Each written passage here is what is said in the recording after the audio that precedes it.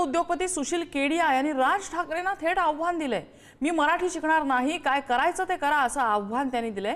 30 वर्ष मुंबईत राहूनही मला मराठी फारशी कळली नाही असं केडिया म्हणतात। राज ठाकरे यांना टॅग करत त्यांनी एक्स पोस्ट केलेली आहे।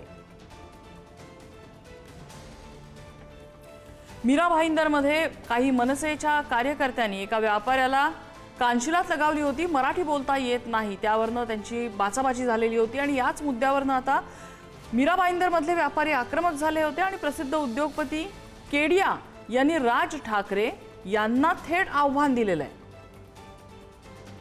आणि हे एक्सपोज नेमकी काय आहे आपण बघूया। मागील 3 वर्ष मी मुंबईत राहिलो, त्यानंतरही मला मराठी भाषा फारशी कळत नाही। तसेच तुम्ही ज्या प्रकारे गैरवर्तन करत आहात ते पाहता तुमच्यासारख्या लोकांना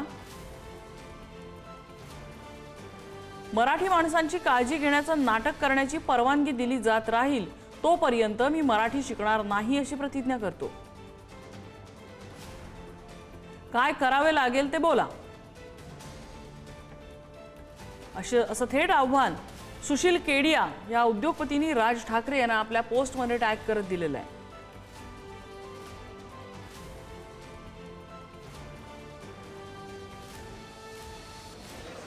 आमच्या देशाची परंपरा, आमचं संविधान पण तेच सांगतं की विविध भाषा, विविध धर्म, विविध जाती आणि तरी आमचा भारत एक असं जे म्हटलं जातं तेच खरं आहे। राजकीय व्यवस्थेमध्ये काही लोक या पद्धतीचं भाषाच्या आणि जातीच्या नावाने, धर्माच्या नावाने राज्याला कलंक लावायचा प्रयत्न करत असेल तर ते काही बरोबर नाही।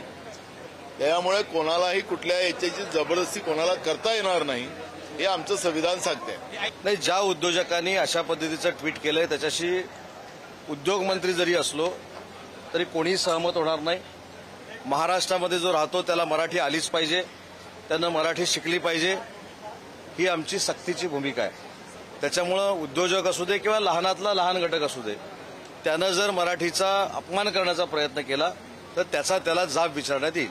हे जे काय आता जे काय राजकारण आणि ह्या ज्या गोष्टी चाललेल्या आहेत याच्यामध्ये प्रत्येकाला इन्व्हॉल्व्ह व्हायचं, प्रत्येकाला सामावून, म्हणजे माझं नाव कसं मोठं होईल याच्यामध्ये। मी राज ठाकरे साहेबांना बोललो किंवा उद्धव साहेबांना बोललो किंवा पक्षाविरुद्ध बोललो आणि मराठी विषयीचा बोललो तर निश्चितपणे खूप मोठा प्रचार होईल माझा वगैरे अशा पद्धतीने। अर्थात आम्ही ज्या ज्या राज्यात जाऊ ती भाषा आम्हाला पटकन यायला पाहिजे अशातलाही भाग नाही आहे, परंतु मराठी शिकायचीच नाही आहे। काय करायचं असेल तर करून घ्या। तर उद्योजक वगैरे जे कोण काय असतील माझ्यामध्ये इथून पुढे कानफटातच बसणार आणि कानाच्या खाली जाळच काढला जाईल, याच्या पलीकडे दुसरं उत्तर आमच्याकडे काही नाही।